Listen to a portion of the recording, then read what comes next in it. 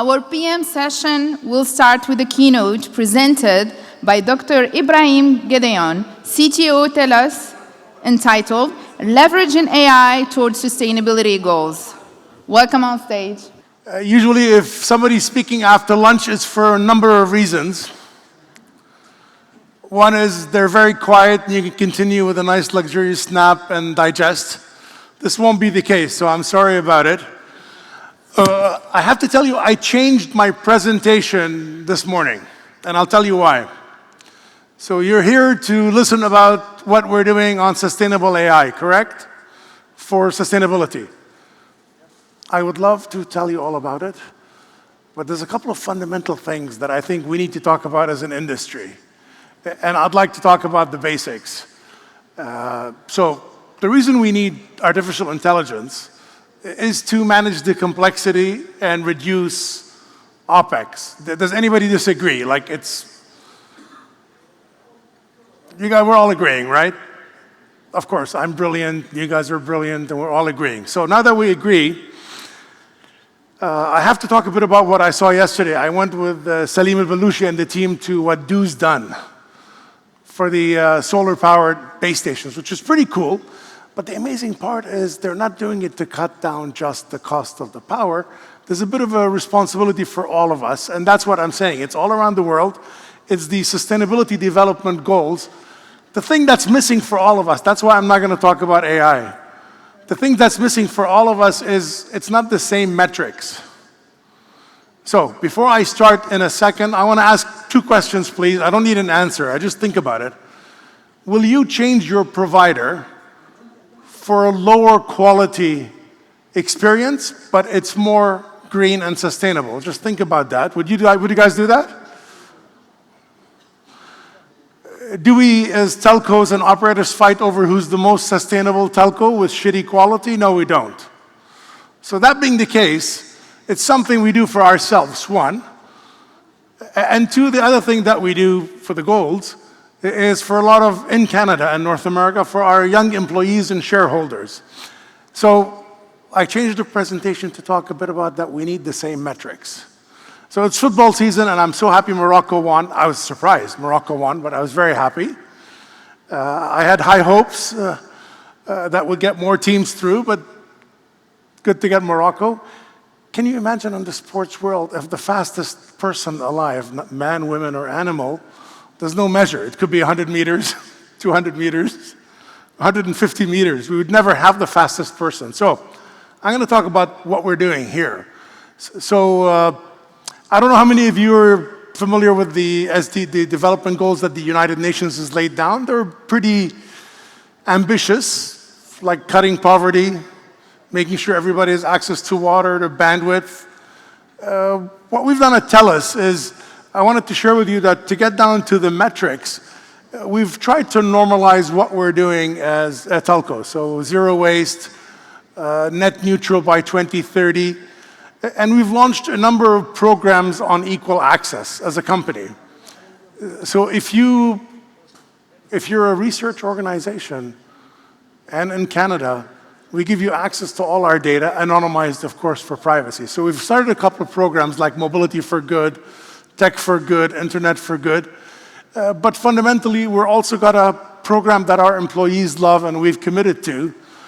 My favorite is planting 1 million trees, which is not a lot for Canada, but we're almost there. So social change is critical. And the next step is, what do we report? So every operator around the world reports what they're doing for SDGs. Have you ever asked yourself, are they talking about the same thing? I'm telling you from now, the answer is no. When they talk about the same thing, are they measuring it the same way? Let me answer, no. So I think it's very critical that we normalize for a number of reasons. We'll talk about them. The first is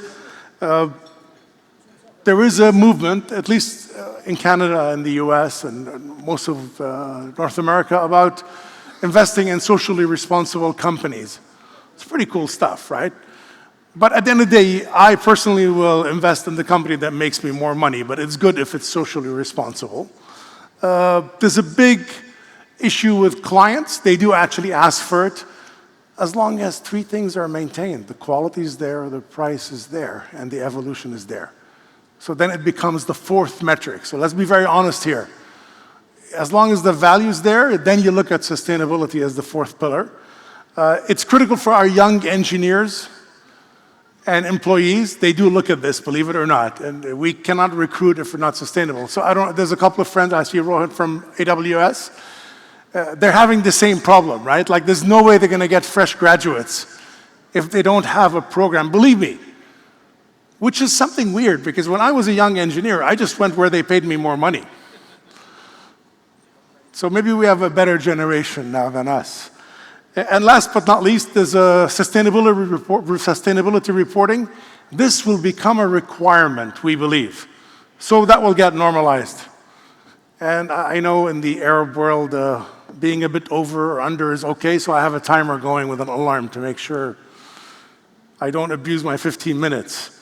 So we worked with IBM. I have to say it was, I thought it was a stupid idea, but we ended up spending 6 months working with around 38 to 47 operators, depending how complete the information was, to look at what they're reporting. And they were so open, right? Like everybody was friendly, we're trying to come to a happy place.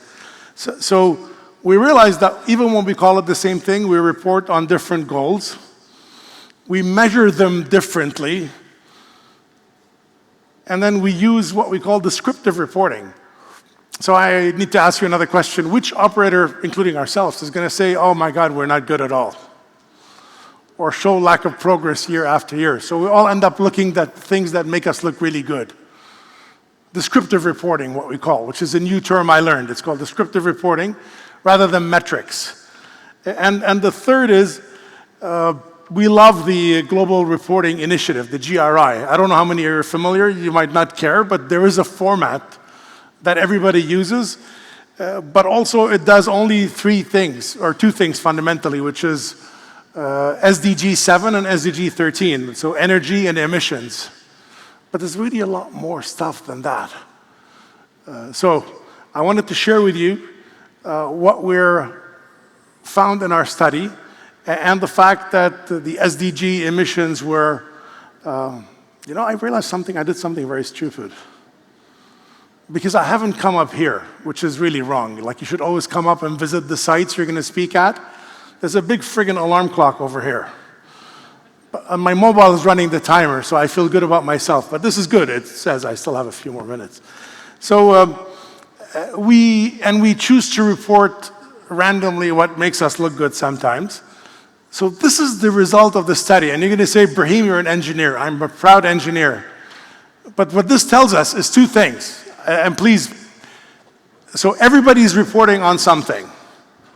We put a big box around the most common elements that people are reporting for. And for those interested, we'll make this presentation available.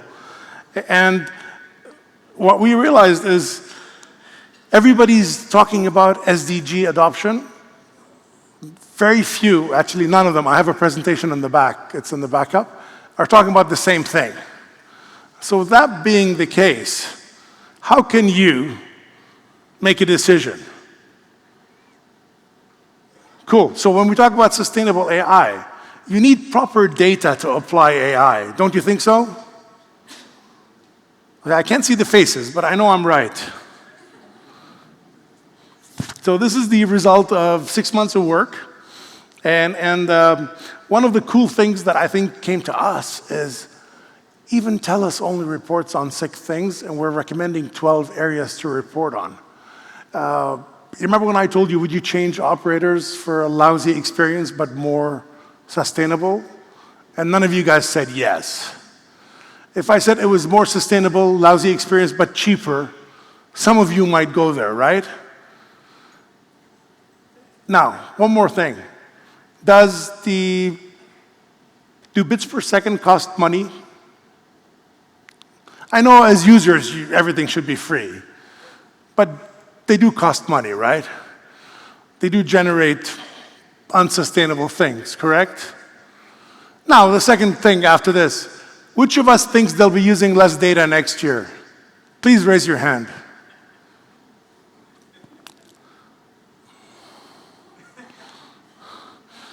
Yeah. My mother at 97 will be using more data next year. She doesn't know why, but trust me, she will. So, the bulk of my talk was not what we're doing on the actual work. I made the final change in 2 seconds to say that before we apply artificial intelligence, we need to think of common metrics and grounds, because it's about data and how you train that data. And I love the discussion about smart networks and smart cities. The lady that's using the fan over there, thank you. I have to tell you something, because I said, I'm sweating. And somebody says, oh, you're sweating because you just you were outside. I said, no, I wasn't outside. They said, you're sweating because you have jet lag. And this is a new one for me, by the way. I didn't know jet lag causes you to sweat. And then I'm looking around, and you guys all look friggin' cool. So it pissed me off, and thank you over there for fanning, because I feel I'm at home now. So back to the important stuff. Same measures, agree on them, and the most powerful pieces are the marketing people, not the engineers. So the metric that we have taken on as the CTO office at TELUS is the emissions and the power use per bit. Because the more bits you use, the more money I make, and I'm happy about that. So with that, thank you for the opportunity, Tony and the team. And if we leave with one thing, and I see Bilal's here from the ITU, is an old friend, young old friend, I was told to not say old friend. But guys, this is our opportunity to provide a template where we can compare, not to compete, but to improve things. So one of the things I wanted to talk about in my original presentation, how wonderful we are, TELUS is putting all the algorithms we use towards our goal in open source. We do not view it as a competitive advantage. We view it as for the common good. In addition, one of the things that we're really proud about, for all the universities in Canada and the government institutions, they're allowed to access all our data, cooling, movements, usage, and I think it'll be great. Can you imagine if I take Du's data and TELUS's data, what would come out with the data scientists? Add STC to it or something. I have a bunch of geek charts, but I'm not going to kill you with those. This is what we're supposed to do. So you give this to a CTO and tell them, what's your plan to end poverty? What the hell do you think they're going to do? I'm not making fun of them. I think they're great for the politicians. I'm sure our Prime Minister loves this chart. But what is the CTO going to do on ending poverty? And then being 110 kilos, I think I could work on zero hunger by not eating much. So we pick the goals and we work on them. And then there's a couple of more charts. Some details, I can make them available. These are from the results on what each company is reporting. So God bless Deutsche Telecom. They're trying to end hunger. So I phoned the CTO, who's a friend of mine. I said, Abdu, what are you doing? Like, what is your plan for ending poverty? So you see why I think it's important when we leave here, we agree on the metric and how to measure it. And with that, I won't be late, so thank you for your time and attention. And we can't apply AI unless we're applying it for the same thing. So have a rest of a good afternoon.